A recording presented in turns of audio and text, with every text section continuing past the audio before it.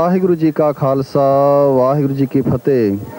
ਸਤਿਕਾਰਯੋਗ ਖਾਲਸਾ ਸਰੂਪ ਸਾਧ ਸੰਗਤ ਜੀਓ, ਅੱਜ ਆਪ ਜੀ ਨੂੰ ਸੰਤ ਮਹਾਂਪੁਰਖ ਸੰਤ ਹਰਦੇਵ ਸਿੰਘ ਜੀ ਲੂਲੋਂ ਵਾਲੇ ਨਾਮ ਸਿਮਰਨ ਬਾਰੇ ਨਾਮ ਸਿਮਰਨ ਕਿਸ ਤਰ੍ਹਾਂ ਕਰਨਾ ਹੈ, ਨਾਮ ਕਿਸ ਤਰ੍ਹਾਂ ਜਪਣਾ ਹੈ ਅਤੇ ਦਾਨ ਕਿਸ ਤਰ੍ਹਾਂ ਕਰਨਾ ਫਲੀਭੂਤ ਹੁੰਦਾ ਹੈ, ਕਿਸ ਤਰ੍ਹਾਂ ਸਾਨੂੰ ਦਾਨ ਕਰਨਾ ਚਾਹੀਦਾ ਹੈ, ਇਹਨਾਂ ਦੋਹਾਂ ਵਿਸ਼ਿਆਂ 'ਤੇ ਅੱਜ ਪੂਰਨ ਗੁਰਬਾਣੀ ਵਿੱਚੋਂ, ਗੁਰੂ ਇਤਿਹਾਸ ਵਿੱਚੋਂ ਅਤੇ ਪੁਰਾਤਨ ਇਤਿਹਾਸ ਵਿੱਚੋਂ ਚਾਨਣਾ ਪਾਉਣਗੇ। ਸੋ ਆਪ ਜੀ ਹੁਣ ਮਹਾਂਪੁਰਖਾਂ ਦੇ ਮਨੋਹਰ ਬਚਨਾਂ ਦੇ ਰਾਹੀਂ ਨਾਮ ਕਿਸ ਤਰ੍ਹਾਂ ਜਪਣਾ ਹੈ, ਦਾਨ ਕਿਸ ਤਰ੍ਹਾਂ ਕਰਨਾ ਹੈ, ਇਹ ਅੱਜ ਮਹਾਂਪੁਰਖਾਂ ਦੇ ਬਚਨਾਂ ਤੋਂ ਸਰਵਣ ਕਰੋ। ਵਾਹਿਗੁਰੂ ਜੀ ਕਾ ਖਾਲਸਾ ਵਾਹਿਗੁਰੂ ਜੀ ਕੀ ਫਤਿਹ। ਸਤਨਾਮ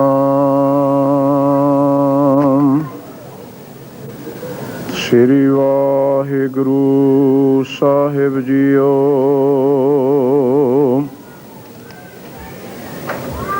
ਆਏ ਪ੍ਰਭ ਸ਼ਰਨਾਗਤੀ, ਕਿਰਪਾ ਨਿਧ ਦਇਆਲ। ਏਕ ਅੱਖਰ ਹਰ ਮਨ ਬਸਤ, ਨਾਨਕ ਹੋਤ ਨਿਹਾਲ।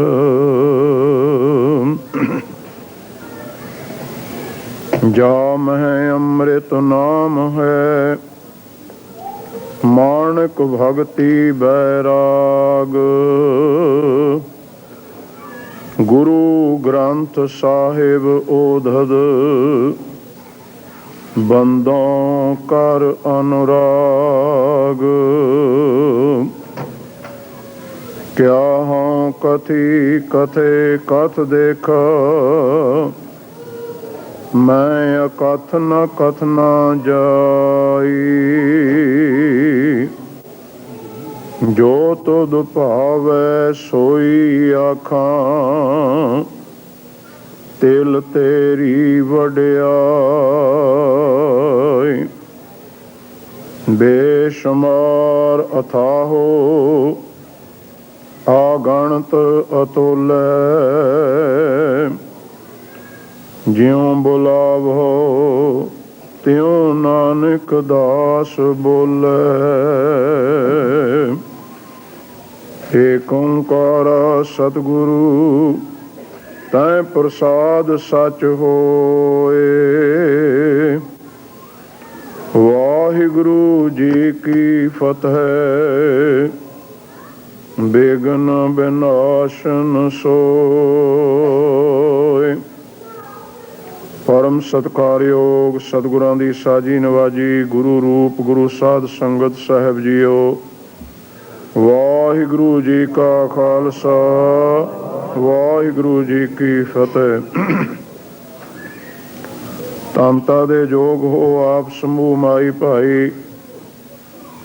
ਅਕਾਲ ਪੁਰਖ ਸ੍ਰੀ ਵਾਹਿਗੁਰੂ ਜੀ ਦੇ ਬਖਸ਼ੇ ਹੋਏ ਉਦਮਾਂ ਦਾ ਸਦਕਾ, ਸਤਿਗੁਰ ਸੱਚੇ ਪਾਤਸ਼ਾਹ ਜੀ ਦੀ ਬਖਸ਼ੀ ਹੋਈ ਸ਼ੁਭ ਪ੍ਰੇਰਨਾ ਦਾ ਕਾਰਨ, ਆਪ ਦੂਰੋਂ ਨੇੜਿਓਂ ਚੱਲ ਕੇ ਸੰਸਾਰਕ ਵਿਹਾਰਾਂ ਨੂੰ ਸੰਕੋਚ ਕੇ, ਸਰੀਰ ਦੀ ਆਲਸ ਨਿੰਦਰਾ ਆਰਾਮ ਨੂੰ ਛੱਡ ਕੇ, ਦੂਰੋਂ ਨੇੜਿਓਂ ਚੱਲ ਕੇ ਜਾਗਤ ਜੋਤ ਸ਼ਬਦ ਅਵਤਾਰ ਤਖਤ ਚੰਬਰ ਦੇ ਮਾਲਕ ਸਾਹਿਬ ਸ੍ਰੀ ਗੁਰੂ ਗ੍ਰੰਥ ਸਾਹਿਬ ਮਹਾਰਾਜ ਦੇ ਪਾਵਨ ਦਰਬਾਰਾਂ ਵਿੱਚ ਪੁੱਜੇ ਹੋ।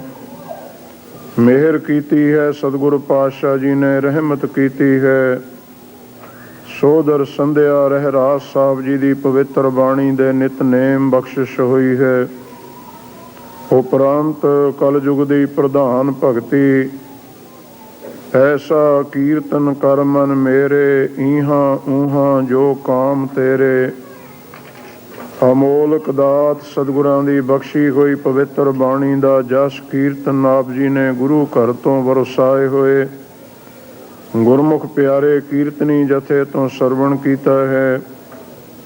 ਢਾਡੀ ਸਿੰਘਾਂ ਤੋਂ ਹਰਗੋਬਿੰਦ ਸਾਹਿਬ ਮਹਾਰਾਜ ਮੀਰੀ ਪੀਰੀ ਦੇ ਮਾਲਕ ਸ਼ਹਿਨਸ਼ਾਹ ਦੀ ਬਖਸ਼ੀ ਹੋਈ ਅਮੋਲਕ ਦਾਤ ਵੀਰ ਰਸੀ ਰਾਗ ਦੁਆਰਾ ਆਪ ਜੀ ਨੇ ਗੁਰ ਇਤਿਹਾਸ ਸਰਵਣ ਕੀਤਾ। ਉਪਰੰਤ ਸਿੱਖ ਕੌਮ ਦੇ ਮਸ਼ਹੂਰ, ਕਾਵਿ ਕਲਾ ਦੇ ਭਰਪੂਰ, ਸਿੱਧਵਾਂ ਕਾਲਜ ਵਾਲੇ ਜਥੇ ਤੋਂ ਆਪ ਜੀ ਨੇ ਗੁਰ ਇਤਿਹਾਸ ਕਾਵਿ ਰਚਨਾ ਦੁਆਰਾ, ਕਵੀਸ਼ਰੀ ਹੁਨਰ ਦੇ ਦੁਆਰਾ ਸਰਵਣ ਕੀਤਾ ਹੈ। ਆਓ ਹੁਣ ਜਿੰਨਾ ਹੋਰ ਸਮਾਂ ਆਪਾਂ ਨੂੰ ਸਤਿਗੁਰ ਰਹਿਮਤ ਕਰਦੇ ਨੇ, ਧੰਨ ਜਾਗਤ ਜੋਤ ਸਾਹਿਬ ਸ੍ਰੀ ਗੁਰੂ ਗ੍ਰੰਥ ਸਾਹਿਬ ਮਹਾਰਾਜ ਜਿੰਨਾ ਹੋਰ ਸਮਾਂ ਆਪਣੇ ਚਰਨਾਂ ਵਿੱਚ ਬੈਠਣ ਦਾ ਸਾਨੂੰ ਬਖਸ਼ਦੇ ਹਨ, ਸ਼ਬਦ ਸੁਣਨ ਦਾ, ਸੰਗਤ ਕਰਨ ਦਾ ਸੁਭਾਗ ਸਮਾਂ ਦਿੰਦੇ ਹਨ।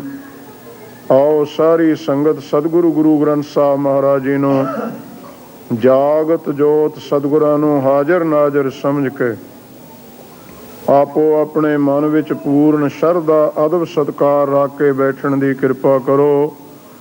ਆਉਣ ਵਾਲੀ ਸੰਗਤ ਆਪਣੀ ਆਪ ਜ਼ਿੰਮੇਵਾਰੀ ਸਮਝੇ।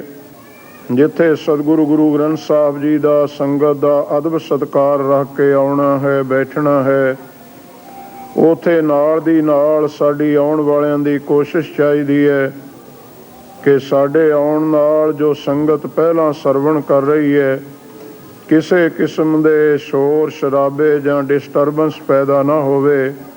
ਜਿੱਥੇ ਜਿੱਥੇ ਜਗ੍ਹਾ ਮਿਲਦੀ ਹੈ, ਅਦਬ ਸਤਿਕਾਰ ਸ਼ਰਧਾ ਭਾਵਨਾ ਦੇ ਨਾਲ ਬੈਠਣ ਦੀ ਕਿਰਪਾ ਕਰੋ। ਜਿਤਨੇ ਵੀ ਪੁਰਾਤਨ ਗ੍ਰੰਥ ਰਿਸ਼ੀ ਮੁਨੀ ਪੀਰ ਪੈਗੰਬਰਾਂ ਨੇ ਲਿਖੇ ਹਨ ਜਾਂ ਆਪਣੇ ਜੀਵਨ ਦੇ ਵਿੱਚ ਸਾਨੂੰ ਉਪਦੇਸ਼ ਦਿੱਤੇ ਹਨ, ਜਾਂ ਧੰਨ ਧੰਨ ਸਾਹਿਬ ਸ੍ਰੀ ਗੁਰੂ ਗ੍ਰੰਥ ਸਾਹਿਬ ਮਹਾਰਾਜ ਦੀ ਪਵਿੱਤਰ ਬਾਣੀ ਹੈ, ਦੋ ਗੱਲਾਂ ਤੇ ਜ਼ੋਰ ਦਿੱਤਾ ਗਿਆ ਹੈ। ਨਾਮ ਜਪੋ, ਦਾਨ ਕਰੋ। ਸੇਵਾ ਤੇ ਸਿਮਰਨ ਨੂੰ ਮੁੱਖ ਅੰਗ ਬਣਾਇਆ ਹੈ ਭਗਤੀ ਦੇ।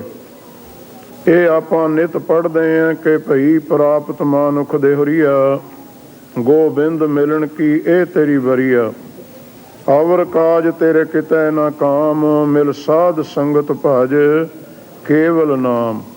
ਦੂਜਾ ਦਾਨ ਦਾ ਵਿਸ਼ਾ ਗੁਰੂ ਗ੍ਰੰਥ ਸਾਹਿਬ ਦੇ ਵਿੱਚ ਆਇਆ, ਘਾਲ ਖਾਏ ਕਿਛ ਹੱਥੋਂ ਦੇ, ਨਾਨਕ ਰਾਹ ਪਛਾਣੇ ਸੇ।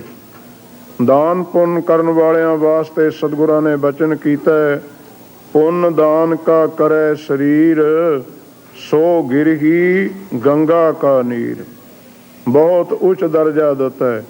ਅੱਜ ਤੁਹਾਡੇ ਨਾਲ ਜੋ ਸਬਜੈਕਟ ਹੈ, ਵਿਸ਼ਾ ਹੈ, ਉਹ ਇਸ ਚੀਜ਼ 'ਤੇ ਵਿਚਾਰ ਕਰਨੀ ਹੈ ਕਿ ਨਾਮ ਜਪਣ ਦਾ ਸਾਨੂੰ ਤਰੀਕਾ ਕੀ ਬਖਸ਼ਿਆ ਗੁਰਦੇਵ ਨੇ, ਦਾਨ ਕਰਨ ਦਾ ਸਾਨੂੰ ਤਰੀਕਾ ਕੀ ਦਿੱਤਾ ਹੈ, ਕਿਸ ਤਰੀਕੇ ਨਾਲ ਨਾਮ ਜਪਿਆ ਸਫਲਾ ਹੈ, ਕਿਸ ਤਰੀਕੇ ਨਾਲ ਦਾਨ ਕੀਤਾ ਹੋਇਆ ਸਫਲਾ ਹੈ।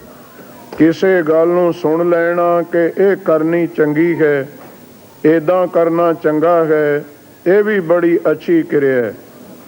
ਪਰ ਜਿਹੜੀ ਗੱਲ ਕਰਨੀ ਚੰਗੀ ਹੈ, ਨਾਲ ਇਹ ਵੀ ਸਮਝਣਾ ਪਵੇਗਾ ਉਹ ਕਿਵੇਂ ਕੀਤੀ ਜਾਵੇ ਤੇ ਚੰਗੀ ਹੋਵੇਗੀ। ਉਹਨੂੰ ਕਰਨ ਦਾ ਸਾਧਨ ਕੀ ਵਰਤਿਆ ਜਾਵੇ ਕਿ ਉਹ ਗੱਲ ਚੰਗੀ ਸਫਲ ਹੋਵੇ, ਸਾਨੂੰ ਲਾਭਦਾਇਕ ਹੋਵੇ। ਹੁਣ ਸਿਮਰਨ ਕਰਨ ਬਾਬਤ ਸਤਿਗੁਰਾਂ ਨੇ ਇੱਕ ਬਚਨ ਕੀਤਾ ਹੈ, ਬਹੁਤ ਸਾਦਾ ਬਚਨ, ਸਪਸ਼ਟੀਕਰਨ ਕਿ ਨਾਮ ਸਿੱਖਾਂ ਨੇ ਕਿਵੇਂ ਜਪਣਾ, ਉਹ ਤੁਹਾਨੂੰ ਗੁਰੂ ਅਰਜਨ ਦੇਵ ਜੀ ਨੇ ਕਹਿ ਦਿੱਤਾ ਹੈ, ਮਿਲ ਸਾਧ ਸੰਗਤ ਭਜ ਕੇਵਲ ਨਾਮ। ਸਿਮਰਨ ਕਰਨਾ ਹੈ, ਭਜਨ ਕਰਨਾ ਹੈ ਤਾਂ ਇਕੱਲੇ ਨੂੰ ਨਹੀਂ ਕਿਹਾ ਕਰਨ ਵਾਸਤੇ। ਸਤਿਗੁਰ ਕਹਿੰਦੇ ਸੰਗਤ ਨਾਲ ਮਿਲ ਕੇ ਸਿਮਰਨ ਕਰ, ਸੰਗਤ ਨਾਲ ਮਿਲ ਕੇ ਭਜਨ ਕਰ, ਸੰਗਤ ਨਾਲ ਜੁੜ ਕੇ ਆਰਾਧਨਾ ਕਰ। ਤੇ ਦੂਜੀ ਗੱਲ ਦਾਨ ਦੀ, ਉਹ ਵੀ ਤੁਹਾਨੂੰ ਗੁਰੂ ਅਰਜਨ ਦੇਵ ਪਾਤਸ਼ਾਹ ਜੀ ਨੇ ਸਪਸ਼ਟੀਕਰਨ ਕੀਤਾ ਹੈ ਕਿ ਦਾਨ ਕਿਵੇਂ ਕਰਨਾ। ਥਿਰ ਘਰ ਬੈਸੋ ਹਰ ਜਨ ਪਿਆਰੇ, ਸਤਿਗੁਰ ਤੁਮਰੇ ਕਾਜ ਸਵਾਰੇ, ਦੁਸ਼ਟ ਦੂਤ ਪਰਮੇਸ਼ਰ ਮਾਰੇ, ਜਨ ਕੀ ਪੈਜ ਰਾਖੀ ਕਰਤਾਰੇ। ਬਾਦਸ਼ਾਹ ਸ਼ਾਹ ਸਭ ਵਸ ਕਰ ਦੀਨੇ, ਅੰਮ੍ਰਿਤ ਨਾਮ ਮਹਾਰਸ ਪੀਨੇ। ਨਿਰਭਉ ਹੋਏ ਭਜੋ ਭਗਵਾਨ, ਸਾਧ ਸੰਗਤ ਮਿਲ ਕੀਨੋ ਦਾਨ। ਸਮਝਣਾ ਸਾਦੀ ਗੱਲ ਹੈ, ਜੇ ਨਾਮ ਜਪਣਾ ਦੱਸਿਆ ਹੈ ਤਾਂ ਸਾਧ ਸੰਗਤ ਨਾਲ ਮਿਲ ਕੇ ਦੱਸਿਆ। ਅਵਰ ਕਾਜ ਤੇਰੇ ਕਿਤੈ ਨਾ ਕਾਮ, ਮਿਲ ਸਾਧ ਸੰਗਤ ਭਜ ਕੇਵਲ ਨਾਮ। ਜੇ ਦਾਨ ਕਰਨਾ ਦੱਸਿਆ ਹੈ ਤਾਂ ਉਹ ਵੀ ਗੁਰਦੇਵ ਕਹਿੰਦੇ ਸਾਧ ਸੰਗਤ ਮਿਲ ਕੀਨੋ ਦਾਨ। ਕੱਲੇ ਨੂੰ ਗੁਰਮੁਖੋ ਸਾਨੂੰ ਉਹ ਵੀ ਨਹੀਂ ਆਖਿਆ। ਇਹ ਕੱਲੇ ਨੂੰ ਸਿਮਰਨ ਕਰਨਾ ਤੇ ਕੱਲੇ ਨੂੰ ਦਾਨ ਕਰਨਾ ਔਕੜ ਕੀ ਹੈ? ਕਿਉਂ ਗੁਰੂ ਮਹਾਰਾਜ ਨੇ ਸਾਨੂੰ ਮਿਲ ਕੇ ਕਰਨ ਵਾਸਤੇ ਆਖਿਆ? ਪਹਿਲੀ ਅਵਸਥਾ ਸਾਡੀ ਗੁਰਮੁਖ ਪਿਆਰਿਓ, ਅਸੀਂ ਮਨ ਦੀ ਗਾਈਡੈਂਸ ਲੈ ਕੇ, ਮਨ ਦੀ ਅਗਵਾਈ ਲੈ ਕੇ ਤੁਰਦੇ ਹਾਂ। ਇਹ ਡਰਾਈਵਰ ਹੈ, ਸਾਡਾ ਸਰੀਰ ਇੱਕ ਗੱਡੀ ਹੈ। 13ਵਾਂ ਸ਼ਲੋਕ ਸ੍ਰੀ ਆਸਾ ਜੀ ਦੀ ਵਾਰ ਦਾ ਪੜ੍ਹੋ। ਨਾਨਕ ਮੇਰ ਸਰੀਰ ਕਾ ਇੱਕ ਰਥ ਵਾਹੋ। ਪੁਰਾਤਨ ਸਵਾਰੀ ਹੈ ਆਪਣੇ ਹਿੰਦੁਸਤਾਨ ਦੀ ਤਾਂ ਖਾਸ ਕਰਕੇ ਕਿ ਰਥ ਹੁੰਦੇ ਸੀ ਉਦੋਂ। ਵਿਆਹਾਂ ਸ਼ਾਦੀਆਂ ਵਿੱਚ ਆਪਾਂ ਰਥ ਵਰਤਿਆ ਕਰਦੇ ਸੀ। ਅਮੀਰਾਂ ਦੀ ਸਵਾਰੀ ਵੀ ਰਥ ਹੁੰਦੀ ਸੀ। ਸਾਡੇ ਵੱਡੇ ਗੁਰਦੇਵ ਸੰਤ ਮਹਾਰਾਜ ਬਾਬਾ ਈਸ਼ਰ ਸਿੰਘ ਜੀ ਰਾੜੇ ਸਾਹਿਬ ਵਾਲੇ ਪਹਿਲੋਂ ਜਦੋਂ ਉਹਨਾਂ ਨੇ ਦੀਵਾਨ ਸ਼ੁਰੂ ਕੀਤੇ ਹੈ ਤਾਂ ਰਥਾਂ ਤੇ ਜਾਂਦੇ ਹੁੰਦੇ ਸੀ। ਅਜ ਕੇ ਆਖੋ ਸਤਿਨਾਮ। ਉਦੋਂ ਰਥ ਦੀ ਸਵਾਰੀ ਨੂੰ ਬਹੁਤ ਉੱਚਾ ਮੰਨਿਆ ਜਾਂਦਾ ਸੀ। ਹੁਣ ਨਾਨਕ ਮੇਰ ਜਿਹੜਾ ਸ਼ਬਦ ਹੈ ਇਹਦਾ ਅਰਥ ਹੈ ਸ਼੍ਰੋਮਣੀ, ਉੱਤਮ, ਪਵਿੱਤਰ। ਮੇਰੂ ਨਾਮ ਪਵਿੱਤਰ ਦਾ ਹੈ, ਸ਼੍ਰੋਮਣੀ ਦਾ ਹੈ। ਇਹ ਜਿਹੜਾ ਮਨੁੱਖ ਜਨਮ ਹੈ, ਸਰੀਰ ਹੈ, ਸਭ ਤੋਂ ਉੱਤਮ ਹੈ ਮਨੁੱਖ ਦੇ ਹੀ। ਪਰ ਇਹਦੇ ਦੋ ਭਾਗ ਨੇ ਗੁਰਮੁਖੋ, ਇੱਕ ਰਥ ਵਾਹ। ਰਥ ਵਾਹ ਦਾ ਅਰਥ ਹੈ ਰਥ ਨੂੰ ਹੱਕਣ ਵਾਲਾ, ਰਥ ਨੂੰ ਚਲਾਉਣ ਵਾਲਾ ਡਰਾਈਵਰ। ਜੋ ਰਥ ਨੂੰ ਵਾਹੁੰਦਾ ਹੈ ਉਹ ਕੌਣ ਹੈ? ਰਥ ਸਾਡਾ ਸਰੀਰ ਹੈ। ਰਥ ਵਾਹ ਇਹਨੂੰ ਹੱਕਣ ਵਾਲਾ ਸਾਡਾ ਮਨ ਹੈ। ਤੁਹਾਡੇ ਮਨ ਨੇ ਆਖਿਆ ਕਿ ਗੁਰਦੁਆਰੇ ਸਾਹਿਬ ਜਾਣਾ, ਉਹ ਮਨ ਇਸ ਸਰੀਰ ਨੂੰ ਹੱਕ ਕੇ ਗੁਰਦੁਆਰੇ ਸਾਹਿਬ ਲੈ ਆਏ। ਤੁਹਾਡਾ ਮਨ ਕਹਿ ਦਵੇ ਥੱਕ ਗਏ ਹੈ, ਉਹ ਮਨ ਇਹਨੂੰ ਹੱਕ ਕੇ ਰਥ ਨੂੰ ਘਰ ਨੂੰ ਲੈ ਤੁਰੂਗਾ। ਕਿਉਂਕਿ ਗੱਡੀ ਤਾਂ ਡਰਾਈਵਰ ਦੇ ਵੱਸ ਹੈ ਨਾ, ਜਦੋਂ ਤੋਰਨੀ ਹੈ ਤੇ ਜਦੋਂ ਖੜਾਉਣੀ ਹੈ। ਇਹ ਸਰੀਰ ਰਥ ਹੈ, ਇਹਦੇ ਵਿੱਚ ਜਿਹੜਾ ਮਨ ਹੈ ਉਹ ਰਥ ਵਾਹ ਡਰਾਈਵਰ ਹੈ। ਪਹਿਲੀ ਗੱਲ ਮਨ ਦੀ ਅਵਸਥਾ ਕਿਹੋ ਜੀ ਦੱਸੀ ਹੈ ਗੁਰੂ ਗ੍ਰੰਥ ਸਾਹਿਬ ਵਿੱਚ? ਨਾਲ ਇਆਣੇ ਦੋਸਤੀ ਕਦੇ ਨਾ ਆਵੇ ਰਾਸ। ਇਹ ਨਹੀਂ ਕਹਿਣਾ ਕਿ ਨਿੱਕੇ ਬੱਚਿਆਂ ਦੀ ਦੋਸਤੀ ਰਾਸ ਨਹੀਂ ਆਉਂਦੀ।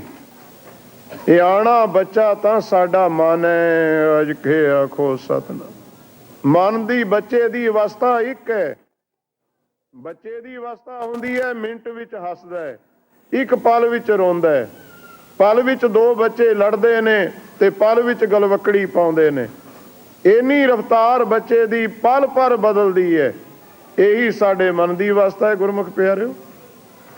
ਕਬਹੂ ਜੀੜਾ ਊਬ ਚੜਤ ਹੈ, ਕਬਹੂ ਜਾਏ ਪਿਆਲੇ। ਲੋਭੀ ਜੀੜਾ ਥਿਰ ਨ ਰਹਿਤ ਹੈ, ਚਾਰੇ ਕੁੰਡਾਂ ਭਾਲੇ। ਜਬ ਕਿਛ ਪਾਵਤ ਤਬ ਗਰਵ ਕਰਤ ਹੈ, ਮਾਇਆ ਗਈ ਤਬ ਰੋਵਣ ਲਗਤ ਹੈ। ਇਹ ਤਾਂ ਖਿਨ ਤੋੜਾ ਖਿਨ ਮਾਸਾ। ਇਸ ਕਰਕੇ ਬੱਚਾ ਕਦੇ ਕੱਲਾ ਤੁਰ ਨਹੀਂ ਸਕਿਆ ਕਰਦਾ। ਸੰਗਤ ਨਾਲ ਮਿਲ ਕੇ ਨਾਮ ਜਪਣਾ ਕਿਉਂ ਦੱਸਿਆ? ਸੰਗਤ ਨਾਲ ਮਿਲ ਕੇ ਦਾਨ ਕਰਨਾ ਕਿਉਂ ਦੱਸਿਆ? ਇਹ ਮਨ ਬੱਚਾ, ਇਹਨੂੰ ਪਹਿਲਾਂ ਆਪਣੀ ਉਂਗਲੀ ਕਿਸੇ ਗੁਰੂ ਪੀਰ ਨੂੰ ਫੜਾਉਣੀ ਪਊਗੀ। ਅਜ ਕੇ ਆਖੋ ਸਤਿਨਾਮ। ਬੱਚਾ ਆਪ ਤੁਰਦਾ ਵੇਖੇ ਕਿਤੇ ਜਨਮ ਸਮੇਂ, ਪਹਿਲਾਂ ਉਹਨੂੰ ਆਸਰਾ ਲੈਣਾ ਪੈਂਦਾ ਹੈ। ਇਹ ਨਾਮਦਾਨ ਦਾ ਜਿਹੜਾ ਰਸਤਾ ਹੈ, ਮਨ ਬੱਚੇ ਨੂੰ ਇਹਦੇ ਉੱਤੇ ਆਪਾਂ ਨੇ ਤੋਰਨਾ। ਇਹਨੂੰ ਸੰਗਤ ਦੀ ਬਾਹ ਫੜਾਓ, ਸੰਗਤ ਦੀ ਉਂਗਲੀ ਫੜਾਓ, ਤਾਂ ਕਿ ਇਹਨੂੰ ਤੁਰਨਾ ਆਵੇ ਇਸ ਮਾਰਗ ਦੇ ਉੱਤੇ। ਦੂਜੀ ਗੱਲ, ਜਿਹੜਾ ਸੰਗਤ ਨਾਲ ਮਿਲ ਕੇ ਨਾਮ ਜਪਣਾ ਕਿਹਾ, ਸੰਗਤ ਨਾਲ ਮਿਲ ਕੇ ਦਾਨ ਕਰਨਾ ਕਿਹਾ, ਬਹੁਤ ਵੱਡੇ ਰੋਗ ਤੋਂ ਤੁਸੀਂ ਬਚ ਜਾਓਗੇ। ਬਹੁਤ ਵੱਡੇ ਦੋਸ਼ ਤੋਂ ਜੀਵ ਬਚ ਜਾਂਦੇ ਨੇ ਜਿਹੜੇ ਸੰਗਤ ਨਾਲ ਮਿਲ ਕੇ ਨਾਮ ਜਪਦੇ ਨੇ, ਸੰਗਤ ਨਾਲ ਮਿਲ ਕੇ ਦਾਨ ਕਰਦੇ ਨੇ। ਕੱਲਾ ਆਦਮੀ ਹਉਮੈ ਦਾ ਰੋਗੀ ਹੋ ਜਾਂਦਾ ਹੈ, ਹਉਮੈ ਦਾ ਸ਼ਿਕਾਰੀ ਹੋ ਜਾਂਦਾ ਹੈ। ਆਮ ਨਿਤਨੇਮ ਕਰਕੇ ਕਈ ਵਾਰੇ ਬਚਨ ਹੋ ਜਾਂਦੇ ਨੇ, ਮੈਂ ਸੁਖਮਨੀ ਸਾਹਿਬ ਦਾ ਪਾਠ ਕੀਤਾ, ਮੈਂ 5 ਬਾਣੀਆਂ ਪੜ੍ਹੀਆਂ ਹਨ, ਮੈਂ ਆਸਾ ਜੀ ਦੀ ਵਾਰ ਦਾ ਕੀਰਤਨ ਕੀਤਾ ਜਾਂ ਸੁਣਿਆ। ਤੇ ਇੱਥੇ ਸੰਗਤ ਵਿੱਚ ਚਾਹੇ 10,000 ਬੰਦਾ ਬੈਠਾ ਹੈ, ਇੱਥੇ ਮੈਂ ਤਾਂ ਨਹੀਂ ਆਉਣੀ। ਸਾਧ ਸੰਗਤ ਨੇ ਰਲ ਮਿਲ ਕੇ ਕੀਰਤਨ ਕੀਤਾ ਹੈ। ਅਜ ਕੇ ਆਖੋ ਸਤਿਨਾਮ। ਫੇ ਕੀਤਾ ਹੋਇਆ ਸਾਡੇ ਕੋਲ ਰਹਿ ਗਿਆ ਨਾ। ਜਦ ਤੂੰ ਕੱਲਾ ਨਾਮ ਜਪੇਗਾ ਮੈਂ ਦਾ ਸ਼ਿਕਾਰੀ ਬਣੇਗਾ, ਮੈਂ ਸ਼ਬਦ ਆਪੇ ਆ ਜਾਣੀ ਹੈ ਵਿੱਚ। ਜਦ ਤੂੰ ਸੰਗਤ ਨਾਲ ਮਿਲ ਕੇ, ਤਾਂ ਮੈਂ ਸ਼ਬਦ ਆਉਣੀ ਨਹੀਂ, ਸਾਧ ਸੰਗਤ ਆ ਗਈ, ਸਮੁੱਚੀ ਸੰਗਤ ਆ ਗਈ, ਸਮੁੱਚਾ ਇਕੱਠ ਆ ਗਿਆ। ਤੋ ਸਾਨੂੰ ਗੁਰਦੇਵ ਨੇ ਬਚਨ ਕੀਤਾ, ਨਾਮ ਜਪਣੇ ਤਾਂ ਸੰਗਤ ਨਾਲ ਮਿਲ ਕੇ ਜਪੋ, ਦਾਨ ਕਰਨੇ ਤਾਂ ਸੰਗਤ ਨਾਲ ਮਿਲ ਕੇ ਕਰੋ। ਲਓ ਗੁਰੂ ਗ੍ਰੰਥ ਸਾਹਿਬ ਦੇ ਵਿੱਚੋਂ ਇੱਕ ਵਿਚਾਰ ਤੁਹਾਡੇ ਨਾਲ ਪੇਸ਼ ਕਰਦੇ ਹਾਂ। ਰਾਵਣ ਦਾ ਨਾਂ ਤੁਸੀਂ ਸੁਣਿਆ ਬਹੁਤ ਨੇ, ਦੇਖਿਆ ਵੀ ਹੈ ਫੋਟੋਆਂ ਤੇ, ਆਏ ਸਾਲ ਸੁਣਦੇ ਹੋ ਵੇਖਦੇ ਹੋ। ਆਮ ਚਰਚਾ ਹੈ ਰਾਵਣ ਦੀ, ਲੰਕਾਪਤੀ ਸੀ, 10 ਇਹਦੇ ਸਿਰ ਸਨ। ਆਮ ਕਥਾ ਰਾਮ ਜੀ ਦੇ ਨਾਲ ਸੰਪਰਕ ਹੈ, ਜੰਗ ਯੁੱਧ ਹੋਏ। ਇਹ ਕਥਾ ਸੁਣਦਾ ਹੁੰਦਾ ਸੀ ਪੰਡਤਾਂ ਤੋਂ ਭਗਵਾਨ ਦੀ, ਸਾਰੇ ਰਾਜੇ ਸੁਣਦੇ ਨੇ ਕਥਾ। ਉਹਨਾਂ ਦੇ ਰਾਜ ਗੁਰੂ ਰੱਖੇ ਹੁੰਦੇ ਸੀ ਤਾਂ ਕਿ ਕੁਝ ਸਮਾਂ ਭਗਵਾਨ ਨਾਲ ਜੁੜਨ ਦਾ ਸਮਾਂ ਮਿਲ ਜਾਵੇ, ਵਿਸ਼ੇ ਵਿਕਾਰਾਂ ਤੋਂ ਜੀਵ ਬਚ ਜਾਵੇ। ਕਿਉਂਕਿ ਵੇਦ ਪਾਠ ਮਤ ਪਾਪਾਂ ਖਾਏ, ਵੇਦਾਂ ਪੁਰਾਣਾਂ ਦੀ ਜਿਹੜੀ ਕਥਾ ਸੀ, ਗੁਰੂ ਗ੍ਰੰਥ ਸਾਹਿਬ ਜੀ ਬਚਨ ਕਰਦੇ ਨੇ, ਉਹ ਪਾਪਾਂ ਦੀ ਮਤ ਨੂੰ ਖਾ ਜਾਂਦੀ ਹੈ। ਕਥਾ ਵੇਦਾਂ ਪੁਰਾਣਾਂ ਦੀ ਨਾਸ ਕਰ ਦਿੰਦੀ ਹੈ। ਕਿਵੇਂ ਨਾਸ ਕਰਦੀ ਹੈ? ਦੀਵਾ ਬਲੇ ਅੰਧੇਰਾ ਜਾਏ। ਜਿਵੇਂ ਦੀਵਾ ਮਚਾ ਦਈਏ ਕਮਰੇ ਵਿੱਚ, ਉਹ ਦੀਵਾ ਅੰਧੇਰੇ ਨੂੰ ਖਾ ਜਾਂਦਾ ਹੈ। ਇਹ ਨਹੀਂ ਸਮਝਣਾ ਕਿ ਦੀਵੇ ਨੇ ਅੰਧੇਰਾ ਕਮਰੇ ਵਿੱਚੋਂ ਕੱਢਤਾ, ਸਾਡੇ ਮਕਾਨ ਵਿੱਚੋਂ ਚਾਨਣੇ ਨੇ ਹਨੇਰੇ ਨੂੰ ਕੱਢਤਾ। ਜੇ ਸਾਡੇ ਦੀਵੇ ਅੰਧੇਰਾ ਕੱਢ ਦੇਣ ਨਾ, ਤਾਂ ਸੁੱਖ ਨਾਲ ਹਨੇਰਾ ਜਾ ਕੇ ਗੁਆਂਢੀਆਂ ਦੇ ਵੜ ਜਾਵੇ। ਅੱਜ ਖੇ ਆਖੋ ਸਤਨਾਮ। ਉਹ ਵੀ ਮਚਾ ਦੇਣ ਬੱਤੀ ਤੇ ਫਿਰ ਤੀਏ ਘਰ ਜਾਦੇ ਇਕੱਠ ਹੋ ਜਾਵੇ, ਫਿਰ ਤਾਂ ਭਰ ਜਾਵੇ ਨਾ ਗੁਆਂਢੀਆਂ ਦਾ ਘਰ ਹਨੇਰੇ ਦੇ ਨਾਲ। ਨਹੀਂ ਨਹੀਂ, ਚਾਨਣੇ ਵਿੱਚ ਗੁਣ ਹੈ, ਉਹ ਹਨੇਰੇ ਨੂੰ ਘਰ ਤੋਂ ਕੱਢਦਾ ਨਹੀਂ ਹੈ, ਨਾਸ ਕਰ ਦਿੰਦਾ ਹੈ, ਖਤਮ ਕਰ ਦਿੰਦਾ ਹੈ। ਦੀਵਾ ਬਲੇ ਅੰਧੇਰਾ ਜਾਏ। ਜਿਸ ਤਰ੍ਹਾਂ ਦੀਵਾ ਬਲੇ ਤੋਂ ਇੱਕ ਕਮਰੇ ਵਿੱਚ ਪ੍ਰਕਾਸ਼ ਹੋ ਜਾਂਦਾ ਹੈ, ਇਸ ਤਰ੍ਹਾਂ ਵੇਦ ਪੁਰਾਣ ਗੁਰੂ ਮਹਾਰਾਜ ਦੀ ਕਥਾ ਹੈ ਜਿਹੜੀ, ਇਹ ਤੇਰੀ ਬੁੱਧੀ ਵਿੱਚ ਦੀਵਾ ਮੱਚ ਜਾਂਦਾ ਤੇ ਪਾਪਾਂ ਦਾ ਗਿਆਨ ਦਾ ਹਨੇਰਾ ਉੱਥੋਂ ਨਸ਼ਟ ਹੋ ਜਾਂਦਾ। ਉਹ ਹੁਣ ਕਥਾ ਸੁਣਦਾ ਗਿਆ, ਕਥਾ ਸੁਣਦਾ ਸੁਣਦਿਆਂ ਮਨ ਨਿਰਮਲ ਹੁੰਦਾ ਗਿਆ। ਸੁਣ ਹਰ ਕਥਾ ਉਤਾਰੀ ਮੈਲ, ਮੈਲ ਉਤਰਦੀ ਗਈ ਕਥਾ ਸਰਵਣ ਕਰਦਿਆਂ ਕਰਦਿਆਂ। ਤੇ ਇੱਕ ਦਿਨ ਉਹਨੇ ਪੰਡਤਾਂ ਨੂੰ ਬਚਨ ਕੀਤਾ ਰਾਵਣ ਨੇ ਕਿ ਐ ਰਾਜਗੁਰੂ ਜੀ, ਜਿਸ ਭਗਵਾਨ ਦੀ ਤੁਸੀਂ ਕਥਾ ਸੁਣਾਉਂਦੇ ਹੋ, ਜਿਸ ਭਗਵਾਨ ਦੀ ਤੁਸੀਂ ਚਰਚਾ ਕਰਦੇ ਹੋ, ਬਹੁਤ ਪਰਉਪਕਾਰੀ ਹੈ, ਬਹੁਤ ਉੱਚਾ ਹੈ, ਬਹੁਤ ਵੱਡਾ ਹੈ, ਗੁਣਾਂ ਦਾ ਸਮੁੰਦਰ ਹੈ, ਦਇਆ ਦਾ ਸਮੁੰਦਰ ਹੈ। ਮੈਨੂੰ ਇਹ ਦੱਸੋ ਕਿ ਉਸ ਭਗਵਾਨ ਦੇ ਕਦੇ ਦਰਸ਼ਨ ਵੀ ਹੋ ਸਕਦੇ ਨੇ? ਮੈਂ ਚਾਹੁੰਦਾ ਉਸ ਅਕਾਲ ਪੁਰਖ ਈਸ਼ਵਰ ਦੇ ਮੈਨੂੰ ਦਰਸ਼ਨ ਹੋਣ। ਤੇ ਤੁਸੀਂ ਮੇਰੇ ਰਾਜਗੁਰੂ ਹੋ। ਗੁਰੂ ਇਸੇ ਵਾਸਤੇ ਰੱਖਿਆ ਜਾਂਦਾ, ਗਿਆਨ ਦਵੇ, ਪ੍ਰਕਾਸ਼ ਕਰੇ। ਮੈਨੂੰ ਮਾਰਗ ਦੱਸੋ ਕਿ ਮੈਨੂੰ ਦਰਸ਼ਨ ਹੋਣ ਭਗਵਾਨ ਦੇ। ਤਾਂ ਹੁਣ ਜਿਹੜਾ ਉਹ ਪੰਡਤ ਸੀ, ਵਿਦਵਾਨ ਸੀ, ਉਹਨੇ ਆਖਿਆ ਕਿ ਦੋਵੇਂ ਪਾਸੇ ਮੈਨੂੰ ਔਖੀ ਹੈ। ਨੰਬਰ 1, ਭਗਵਾਨ ਦੇ ਦਰਸ਼ਨ ਤਾਂ ਮੈਨੂੰ ਨਹੀਂ ਹੋਏ ਤੇ ਮੈਂ ਇਹਨੂੰ ਕਿਵੇਂ ਕਹਿ ਦੂੰਗਾ ਵੀ ਹੋ ਜਾਣਗੇ? ਅੱਜ ਖੇ ਆਖੋ ਸਤਨਾਮ। ਕਿਉਂਕਿ ਮੈਨੂੰ ਖੁਦ ਨਹੀਂ ਦਰਸ਼ਨਾਂ ਦਾ ਪਤਾ, ਹੋਣੇ ਨਹੀਂ ਦਰਸ਼ਨ। ਪਰ ਜੇ ਮੈਂ ਜਵਾਬ ਦਿੱਤਾ ਕਿ ਮੇਰੇ ਕੋਲ ਤਰੀਕਾ ਨਹੀਂ ਹੈ, ਤਾਂ ਇਹ ਮੈਨੂੰ ਨੌਕਰੀ ਤੋਂ ਬਰਖਾਸਤ ਕਰ ਦੇਣ, ਤਾਂ ਕਿਸੇ ਹੋਰ ਪੰਡਤ ਨੂੰ ਲਿਆ ਕੇ ਗੁਰੂ ਬਣਾ ਲੂਗਾ, ਤਾਂ ਮੇਰਾ ਰੁਜ਼ਗਾਰ ਗਿਆ। ਦੋਹਾਂ ਹਾਲਤਾਂ ਵਿੱਚ ਵਿਚਾਰਾ ਫਸ ਗਿਆ। ਤਾਂ ਗੁਰਮੁਖ ਪਿਆਰਿਓ, ਕਹਿੰਦਾ ਰਾਵਣ ਜੀ, ਐ ਮੇਰੇ ਸ਼ਿਸ਼ ਜਜਮਾਨ, ਮੈਨੂੰ 15 ਕੁ ਦਿਨ ਦਾ ਸਮਾਂ ਦੇ, ਤਾਂ ਕਿ ਮੈਂ ਤੇਰੇ ਵਾਸਤੇ ਚੰਗਾ ਜਿਹਾ ਕੋਈ ਸਾਧਨ ਲੱਭ ਕੇ ਲਿਆਵਾਂ, ਭਗਵਾਨ ਦੇ ਦਰਸ਼ਨ ਹੋ ਜਾਣ। ਤੇ 15 ਦਿਨ ਆ ਗਏ। ਸਾਧਨ ਕੀ ਲੱਭਿਆ? ਸਾਧਨ ਉਹ ਲੱਭਿਆ ਵੀ ਦੋਹਾਂ ਹਾਲਤਾਂ ਵਿੱਚ ਮੇਰਾ ਬਚਾਅ ਹੋਵੇ। ਸੇਵਕ ਦਾ ਬਚਾਅ ਨਹੀਂ ਸੋਚਿਆ, ਮੇਰਾ ਬਚਾਅ ਹੋਵੇ। ਤੇ ਸਾਧਨ ਕੀ ਲੱਭਿਆ ਵੀ ਐਸਾ ਸਾਧਨ ਦੱਸੋ ਜਾਂ ਤੇ ਦਰਸ਼ਨ ਹੋ ਜਾਣ, ਤੇ ਤਾਂ ਮੇਰੀ ਪ੍ਰਮੋਸ਼ਨ ਹੋਈ ਪਈ ਹੈ, ਜੈ ਜੈਕਾਰ ਹੈ। ਤੇ ਜੇ ਭਲਾ ਦਰਸ਼ਨ ਨਾ ਹੋਣ ਨਾ, ਤਾਂ ਦਰਸ਼ਨ ਕਰਨ ਵਾਲਾ ਹੀ ਨਾ ਰਹੇ। ਅੱਜ ਖੇ ਆਖੋ ਸਤਨਾਮ। ਦੇਖੋ ਧਾਰਮਿਕ ਆਗੂਆਂ ਦੀ ਵਿਚਾਰ, ਤਾਂ ਕਿ ਜੇ ਦਰਸ਼ਨ ਨਾ ਹੋਏ ਤੇ ਰਾਵਣ ਬਚ ਗਿਆ ਤੇ ਮੈਂ ਹੈ ਨਹੀਂ, ਫਿਰ ਮੇਰਾ ਤਾਂ ਖਤਮ ਹੈ ਕੰਮ। ਦੇਖੋ ਸਾਧਨ ਕੀ ਲੱਭਿਆ। ਪਹਿਲਾਂ ਤਾਂ ਉਹ ਸਾਧਨ ਦੱਸੋ ਕਿ ਦਰਸ਼ਨ ਹੋ ਜਾਣ। ਕਠਨ ਦੱਸੋ, ਲੰਮਾ ਕੰਮ ਛੇੜ ਦਿਓ। ਹੁੰਦਿਆਂ ਵੀ 400-500 ਸਾਲ ਲੱਗੇ ਜਾਣ ਤੇ ਆਪਣਾ ਕੰਮ ਚੱਲੀ ਜਾਵੇ। ਸ਼ਾਇਦ ਜਦ ਤੱਕ ਕੋਈ ਮਨ ਵਿੱਚ ਤਬਦੀਲੀ ਹੋ ਆ ਜਾਵੇ। ਲੰਮਾ ਸਾਧਨ ਦੱਸੋ। ਤੇ ਜੇ ਨਾ ਹੀ ਹੋਣ ਤਾਂ ਫਿਰ ਕਰਨ ਵਾਲਾ ਨਹੀਂ ਬਚਣਾ ਚਾਹੀਦਾ ਕਿ ਮੇਰੇ ਵਾਸਤੇ ਪ੍ਰੋਬਲਮ ਬਣ ਜਾਵੇ, ਮੈਨੂੰ ਔਖਾ ਹੋ ਜਾਵੇ। ਤੇ ਗੁਰਮੁਖ ਪਿਆਰਿਓ, ਸਾਧਨ ਕੀ ਦੱਸਿਆ ਰਾਜਗੁਰੂ ਨੇ? ਇਹ ਕਥਾ ਗੁਰੂ ਗ੍ਰੰਥ ਸਾਹਿਬ ਦੇ ਵਿੱਚ ਲਿਖੀ ਹੋਈ ਹੈ, ਜੋ ਤੁਹਾਡੇ ਚਰਨਾਂ ਵਿੱਚ ਪੇਸ਼ ਹੋ ਰਹੀ ਹੈ। ਹੁਣੇ ਹੀ ਆਪਾਂ ਉੱਥੇ ਪੁੱਜਾਂਗੇ ਕਿ ਕਿੱਥੇ ਗੁਰੂ ਜੀ ਨੇ ਇਸ ਕਥਾ ਦਾ ਪ੍ਰਮਾਣ ਦਿੱਤਾ ਹੈ। ਸਾਧਨ ਨੇ ਦੱਸਿਆ ਕਿ ਇੱਕ ਇਕਾਂਤ ਪਹਾੜ ਦੇ ਵਿੱਚ ਗੁਫਾ ਪੱਟੀ ਜਾਵੇ, ਉੱਥੇ ਇੱਕ ਹਵਨ ਕੁੰਡ ਬਣਾਇਆ ਜਾਵੇ। ਉਸ ਗੁਫਾ ਦੇ ਵਿੱਚ ਐ ਰਾਵਣ, ਤੂੰ 100 ਸਾਲ ਦੀ ਇੱਕ ਚੌਂਕੜੀ ਲਾਵੇਂ ਸਿਮਰਨ ਕਰਨ ਦੀ। 100 ਸਾਲ ਦੀ ਸਮਾਧੀ ਤ੍ਰੇਤੇ ਵਿੱਚ ਹੋਇਆ ਰਾਵਣ, ਹਜ਼ਾਰਾਂ ਸਾਲ ਦੀ ਉਮਰ ਸੀ ਉਦੋਂ। 100 ਸਾਲ ਦੀ ਸਮਾਧੀ ਲਾ, ਜੇ ਤੇ ਉਸ ਸਮਾਧੀ ਵਿੱਚ ਤੈਨੂੰ ਦਰਸ਼ਨ ਹੋ ਜਾਣ ਤਾਂ ਤੇ ਬਹੁਤ ਭਲੀ ਗੱਲ ਹੈ। ਜੇ ਭਲਾ 100 ਸਾਲ ਦੀ ਸਮਾਧੀ ਤੋਂ ਵੀ ਦਰਸ਼ਨ ਨਾ ਹੋਏ ਤਾਂ ਤੂੰ 100 ਸਾਲ ਬਾਅਦ ਬਾਹਰ ਨਿਕਲੀ। ਅਸੀਂ ਉਸ ਹਵਨ ਕੁੰਡ ਦੇ ਵਿੱਚ ਹਵਨ ਦੀ ਸਮੱਗਰੀ ਤਿਆਰ ਰੱਖਾਂਗੇ, ਚੰਦਨ ਦੀ ਲੱਕੜੀ, ਘੀ, ਗੁੱਗਲ ਆਦਿ ਖੋਪਿਆਂ ਦਾ ਭੰਡਾਰਾ ਰੱਖਾਂਗੇ, ਤੇ ਤੇਰੇ ਹੱਥ ਵਿੱਚ ਅਸੀਂ ਤਲਵਾਰ ਫੜਾਵਾਂਗੇ। ਤਲਵਾਰ ਫਿਰ ਤੂੰ ਕੀ ਕਰਨਾ ਹੋਵੇਗਾ? ਆਪਣੇ ਹੱਥ ਨਾਲ ਇੱਕ ਆਪਣਾ ਸਿਰ ਕੱਟਣਾ ਹੋਊਗਾ।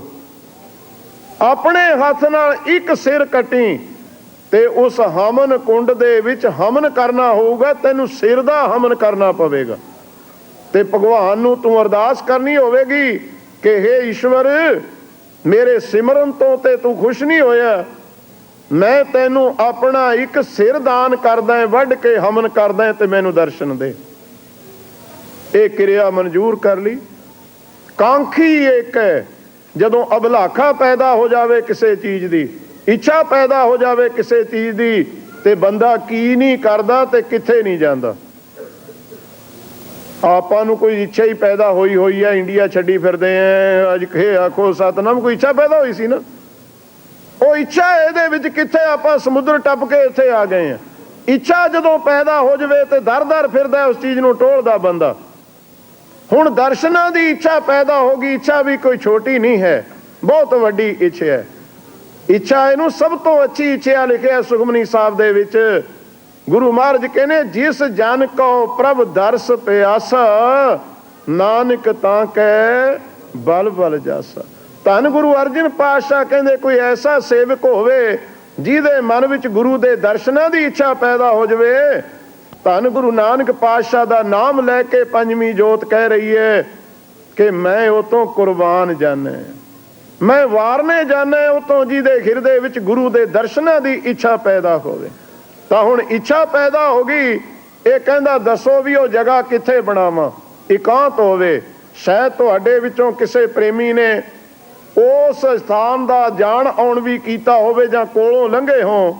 ਉਹ ਸਥਾਨ ਹੈ ਪਠਾਨਕੋਟ ਤੋਂ ਸ਼ਿਮਲੇ ਨੂੰ ਆਈਏ ਤਾਂ ਹਿਮਾਚਲ ਦੀ ਉਹ ਹਾਈਵੇ ਆ, ਸਭ ਤੋਂ ਵੱਡੀ ਹਿਮਾਚਲ ਦੀ ਸੜਕ ਜੇ ਕੋਈ ਹੈ ਤਾਂ ਪਠਾਨਕੋਟ ਤੇ ਸ਼ਿਮਲੇ ਨੂੰ ਮਿਲਾਉਂਦੀ ਹੈ। ਇਹ ਪੰਜਾਬ ਇਹ ਹੁੰਦਾ ਸੀ, ਕਾਂਗੜਾ ਇਸੇ ਤੇ ਹੁੰਦਾ ਸੀ ਜਿੱਥੋਂ ਕੈਰੋਂ ਜਿੱਦਾ ਹੁੰਦਾ ਸੀ। ਇਹ ਆਪਣਾ ਪੰਜਾਬ ਇਹ ਸੀ, ਹਿਮਾਚਲ ਮੂਚਲ ਤਾਂ ਬਾਅਦ ਵਿੱਚ ਬਣੇ ਨੇ। ਪਠਾਨਕੋਟ ਤੋਂ ਸ਼ਿਮਲੇ ਨੂੰ ਜਿਹੜੀ ਵੱਡੀ ਸੜਕ ਜਾਂਦੀ ਹੈ, ਇਸ ਸੜਕ ਉੱਤੇ ਸਾਡੇ ਹਿੰਦੂ ਵੀਰਾਂ ਦਾ ਇੱਕ ਬਹੁਤ ਵੱਡਾ ਪੁਰਾਤਨ ਤੀਰਥ ਹੈ, ਜਿਹਦਾ ਨਾਮ ਤੁਸੀਂ ਬਹੁਤ ਵਾਰ ਸੁਣਿਆ ਹੋਣਾ, ਬੈਜਨਾਥ। ਤੇ ਹੁਣ ਤਾਂ ਬੈਜਨਾਥ ਕਈ ਬਾਹਮਣਾਂ ਦੇ ਨਾਂ ਵੀ ਰੱਖੇ ਹੋਏ ਐ। ਅੱਜ ਇਹ ਆਖੋ ਸਤਨਾਮ ਬੈਜਨਾਥ। ਇਹ ਉਹ ਬੱਚੇ ਦਾ ਤਾਂ ਨਾਂ ਰੱਖਦੇ ਨੇ ਬ੍ਰਾਹਮਣੋ। ਪਵਿੱਤਰ ਜਗ੍ਹਾ ਹੈ, ਬਹੁਤ ਆਲਾ ਜਗ੍ਹਾ ਹੈ ਹਿੰਦੂ ਧਰਮ ਦੇ ਵਿੱਚ ਬੈਜਨਾਥ। ਪਠਾਨਕੋਟ ਤੇ ਸ਼ਿਮਲੇ ਦੇ ਵਿਚਾਲੇ ਉੱਚੇ ਪਹਾੜਾਂ ਉੱਤੇ ਸਥਾਨ ਸਥਿਤ ਹੈ। ਬ੍ਰਾਹਮਣਾਂ ਨੇ ਕਹਿ ਦਿੱਤਾ ਉੱਥੇ ਤਪ ਕਰ। ਇਹ ਉਜਾੜ ਬਿਆਬਾਨ ਵਿੱਚ ਉੱਚੀ ਠੇਰੀ ਸੀ। ਹੁਕਮ ਕਰ ਦਿੱਤਾ, ਉੱਥੇ ਗੁਫਾ ਤਿਆਰ ਹੋ ਗਈ। ਰਾਜੇ ਨੂੰ ਕਾਹਦਾ ਘਾਟਾ ਸੀ? ਹਵਨ ਕੁੰਡ ਬਣ ਗਿਆ ਤੇ ਬ੍ਰਾਹਮਣਾਂ ਦੇ ਰਹਿਣ ਵਾਸਤੇ, ਸੇਵਕਾਂ ਦੇ ਰਹਿਣ ਵਾਸਤੇ ਅਕੋਮੋਡੇਸ਼ਨ ਤਿਆਰ ਹੋ ਗਈ, ਨਾਲ ਕਮਰੇ ਤਿਆਰ ਹੋ ਗਏ। ਹੁਣ ਵੀ ਕਦੇ ਤੁਹਾਨੂੰ ਸਮਾਂ ਮਿਲੇ ਉੱਥੇ ਜਾਣ ਦਾ, ਬਹੁਤ ਰਮਣੀਕ ਤੀਰਥ ਹੈ। ਮੈਨੂੰ ਉਸ ਇਲਾਕੇ ਵੀ 10 ਸਾਲ ਰਹਿਣ ਦਾ ਸਮਾਂ ਮਿਲਿਆ। ਸ੍ਰੀ ਰਵਾਲਸਰ ਸਾਹਿਬ ਦੀ ਸੇਵਾ ਚੱਲਦੀ ਸੀ, ਗੁਰਮੁਖਾਂ ਨੇ ਸੇਵਾ ਬਖਸ਼ਦੀ ਸੀ। ਰਵਾਲਸਰ ਸਾਹਿਬ ਦੀ ਇਤਿਹਾਸ ਆਵੇਗਾ ਤੁਹਾਨੂੰ, ਜਿੱਥੇ 4.5 ਸਾਲ ਗੁਰੂ ਗੋਬਿੰਦ ਸਿੰਘ ਸਾਹਿਬ ਰਹੇ ਨੇ, ਜਿੱਥੇ 22 ਧਾਰ ਰਾਜਿਆਂ ਨੇ ਗ੍ਰਿਫਤਾਰ ਕਰਨਾ ਚਾਹਿਆ ਸੀ ਮਹਾਰਾਜ ਨੂੰ ਪਹਾੜਾਂ ਦੇ ਵਿੱਚ। ਉਹਦਾ ਨਾਮ ਹੈ ਰਵਾਲਸਰ ਸਾਹਿਬ, ਮੰਡੀ ਸਕੇਤ ਦੇ ਵਿਚਾਲੇ ਹੈ। ਇਹ ਸੜਕ ਉੱਥੋਂ ਦੀ ਗੁਜ਼ਰਦੀ ਹੈ, ਪਹਾੜਾਂ ਦੇ ਉੱਤੇ ਹੈ। ਕਦੇ ਸਮਾਂ ਮਿਲੇ, ਬੜਾ ਸੁੰਦਰ ਸਥਾਨ ਹੈ ਬੈਜਨਾਥ। ਤੇ ਪਟਿਆਲਾ, ਲੁਧਿਆਣਾ, ਜਲੰਧਰ, ਅੰਮ੍ਰਿਤਸਰ, ਬੈਜਨਾਥ ਰੂਟ ਵੀ ਚੱਲਦੇ ਨੇ ਨਿਤ ਬੱਸਾਂ ਦੇ। ਹਜ਼ਾਰਾਂ ਹਿੰਦੂ ਭਰਾ ਉੱਥੇ ਨਿਤ ਦਰਸ਼ਨ ਕਰਨ ਵਾਸਤੇ ਜਾਂਦੇ ਨੇ। ਲਓ ਉੱਥੇ ਗੁਰਮੁਖ ਪਿਆਰਿਓ ਦਰਸ਼ਨ ਅਭਲਾਖੀ ਬਣ ਕੇ ਰਾਵਣ ਨੇ ਗੁਫਾ ਤਿਆਰ ਕਰ ਲਈ, ਕਿਉਂਕਿ ਅਭਲਾਖਾ ਪੈਦਾ ਹੋ ਗਈ। ਗੁਫਾ ਪੱਟ ਕੇ ਰਾਵਣ ਚੌਂਕੜੀ ਮਾਰ ਕੇ ਬੈਠ ਗਿਆ। 100 ਸਾਲ ਦਾ ਅਰਦਾਸਾ ਹੋ ਗਿਆ ਕਿ ਹੇ ਪ੍ਰਭੂ ਮੈਂ ਤੇਰੇ ਦਰਸ਼ਨ ਚਾਹੁੰਨੇ ਤੇ 100 ਸਾਲ ਦੀ ਸਮਾਧੀ ਲਾਵਾਂਗਾ, ਗੁਫਾ ਦੇ ਵਿੱਚ ਸਿਮਰਨ ਕਰਾਂਗਾ, ਤੂੰ ਮੈਨੂੰ ਦਰਸ਼ਨ ਦੇ। ਤਾਂ ਗੁਰਮੁਖ ਪਿਆਰਿਓ ਬਾਹਰ ਪੰਡਤਾਂ ਨੇ ਆਪਣੀ ਕਾਰਵਾਈ ਸ਼ੁਰੂ ਕਰਤੀ ਕਿ ਜੇ ਤਾਂ 100 ਸਾਲ ਦੇ ਵਿੱਚ ਦਰਸ਼ਨ ਹੋ ਗਏ ਤਾਂ ਤੇ ਪੌ 12 ਨੇ, ਠੀਕ ਹੈ, ਫਿਰ ਤਾਂ ਚੜ੍ਹਦੀ ਕਲਾ। ਜੇ ਭਲਾ ਨਾ ਹੋਏ ਤਾਂ ਫਿਰ ਹੌਲੀ ਹੌਲੀ ਦਰਸ਼ਨ ਕਰਨ ਵਾਲੇ ਨੂੰ ਤਾਂ ਖਤਮ ਕਰੀਏ। ਅਜਿਹੇ ਆਖੋ ਸਤਨਾਮ। ਇੱਕ ਇੱਕ ਸਿਰ ਕਰਕੇ ਕਿਦਣੇ 10 ਆਏ ਜਾਣੇ ਸਿਰ। ਉਹ ਆਪਣੇ ਹਮਨ ਕੁੰਡ ਦੀ ਤਿਆਰੀ ਕਰਨ ਬੈਠ ਕੇ, ਸਾਰੀ ਤਿਆਰੀ ਹੋ ਗਈ, ਉਹ ਬੈਠ ਗਿਆ ਚੌਂਕੜੀ ਵਿੱਚ। ਲਓ ਗੁਰਮੁਖ ਪਿਆਰਿਓ 100 ਸਾਲ ਬੀਤ ਗਏ, ਭਗਵਾਨ ਨਹੀਂ ਆਏ, ਦਰਸ਼ਨ ਨਹੀਂ ਹੋਏ। ਬਹੁਤ ਇਕੱਠ ਹੋ ਗਿਆ ਬਾਹਰ, ਹਮਨ ਕੁੰਡ ਤਿਆਰ ਹੈ। ਇਹ ਬਾਹਰ ਨਿਕਲਿਆ 100 ਸਾਲ ਦੇ ਵਿੱਚੋਂ ਤੇ ਪੰਡਤਾਂ ਨੇ ਤਲਵਾਰ ਫੜਾ ਦਿੱਤੀ, ਕਿਉਂਕਿ ਪਰਨ ਕਰ ਚੁੱਕੇ ਹੈ, ਅਭਲਾਖੀ ਬਣ ਚੁੱਕੇ ਹੈ ਕਿ ਆਪਣਾ ਸਿਰ ਵੱਢ ਕੇ ਹਮਨ ਕੁੰਡ ਵਿੱਚ ਸਿੱਟ ਤੇ ਭਗਵਾਨ ਨੂੰ ਕਹੋ ਮੈਂ ਆਪਣਾ ਸਿਰ ਤੈਨੂੰ ਦਾਨ ਕਰਦਾ, ਮੈਨੂੰ ਦਰਸ਼ਨ ਦੇ, ਮੈਂ ਤੇਰੇ ਦਰਸ਼ਨਾਂ ਦਾ ਅਭਲਾਖੀ ਹਾਂ। ਮੈਂ ਅੱਗੇ ਵੀ ਤੁਹਾਨੂੰ ਬੇਨਤੀ ਕੀਤੀ ਸੀ ਵੀ ਹੁਣ ਤੇ ਦਰਸ਼ਨ ਕਰਨ ਖਾਤਰ ਸਿਰ ਵਢਾਉਣ ਦੀ ਲੋੜ ਤਾਂ ਨਹੀਂ, ਹੁਣ ਤਾਂ ਗੁਰਦੁਆਰੇ ਆਉਣ ਦੀ ਵੀ ਲੋੜ ਨਹੀਂ। ਅੱਜ ਕਹੇ ਆਖੋ ਸਤਨਾਮ, ਘਰੇ ਹੋ ਜਾਣੇ, ਹੁਣ ਤਾਂ ਘਰੇ ਹੋ ਜਾਣੇ। ਹੁਣ ਤਾਂ ਬਹੁਤ ਸਕਾਲੇ ਦਰਸ਼ਨ ਹੋ ਗਏ। ਬਸ 15 ਦਿਨ ਜਿਹੜਾ ਸੁਖਮਨੀ ਪੜ੍ਹ ਲਵੇ ਨਾ, 15 ਦਿਨ, ਉਹ 16ਵੇਂ ਦਿਨ ਗੁਆਂਢੀਆਂ ਨਾਲ ਗੱਲਾਂ ਕਰਦਾ। ਅੱਜ ਨਾਨਕ ਬਾਬਾ ਮੈਨੂੰ ਅੱਧੀ ਰਾਤ ਸਮਾਧੀ ਲਾਈ ਬੈਠਾ ਦਿਖਿਆ 16ਵੇਂ ਦਿਨ। 10ਵੀਂ ਵੀ 10 ਸਾਲ ਚ ਪਾਸ ਹੁੰਦੀ ਹੈ ਤੇ 16ਵੇਂ ਦਿਨ ਬਾਬਾ ਨਾਨਕ ਦਿਖ ਗਿਆ ਉਹਨੂੰ। ਜਿਹੜਾ 18 ਕੁ ਦਿਨ ਗੁਰਦੁਆਰੇ ਜਾਇਆ ਮੈਨੇ, 18 ਕੁ ਦਿਨ, ਬਾ 19ਵੀਂ ਦਿਨ ਬੈਠਾ ਗੱਲਾਂ ਕਰੂਗਾ ਆਪਣੀ ਪਾਰਟੀ ਵਿੱਚ। ਅੱਜ ਅੱਧੀ ਰਾਤ ਕਲਗੀਆਂ ਵਾਲਾ ਘੋੜੇ ਤੇ ਜਾਂਦਾ ਦਿਖਿਆ ਮੈਨੂੰ।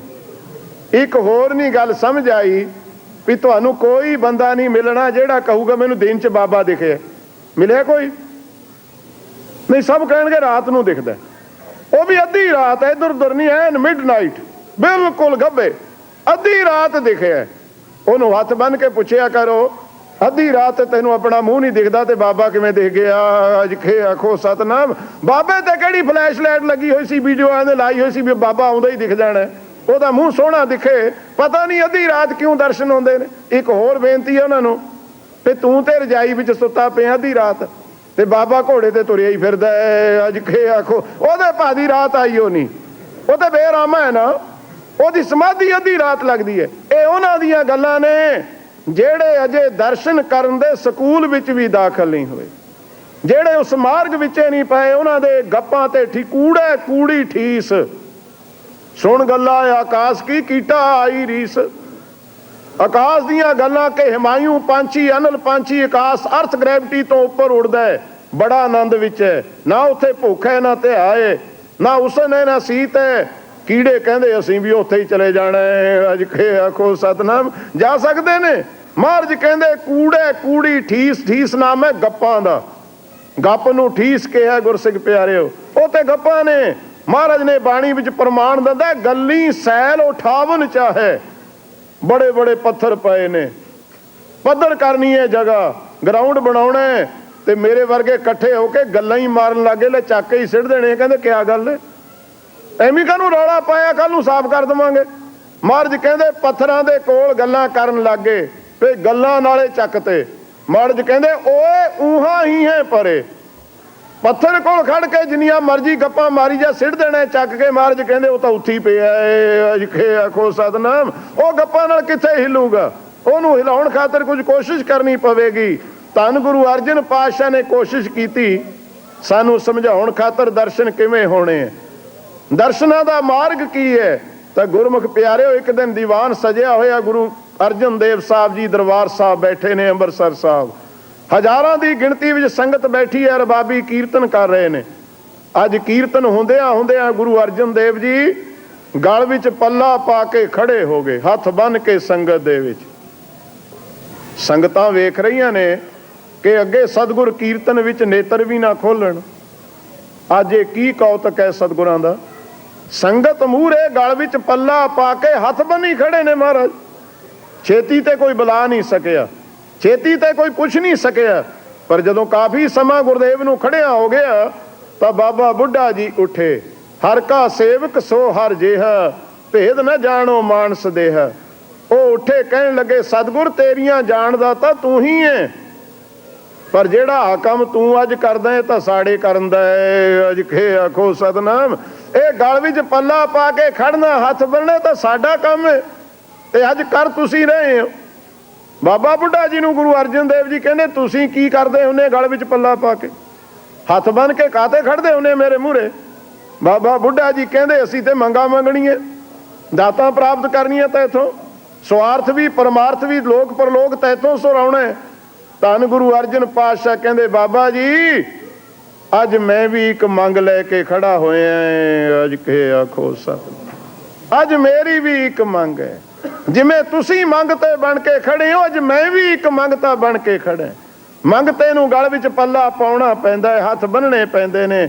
ਬਾਬਾ ਬੁੱਢਾ ਜੀ ਬ੍ਰਹਮ ਗਿਆਨੀ ਕੀ ਗਤ ਬ੍ਰਹਮ ਗਿਆਨੀ ਜਾਣੇ, ਸਮਝ ਗਏ ਕਿ ਸਾਨੂੰ ਸਮਝਾਉਣ ਖਾਤਰ ਕੋਈ ਕੌਤਕ ਕਰ ਰਹੇ ਨੇ ਗੁਰਦੇਵ। ਕਹਿਣ ਲੱਗੇ ਸਤਿਗੁਰ ਜੀ ਕੀ ਮੰਗ ਹੈ ਤੁਹਾਡੀ, ਦੱਸ ਦੋ ਕੀ ਚਾਹੁੰਦੇ ਹੋ।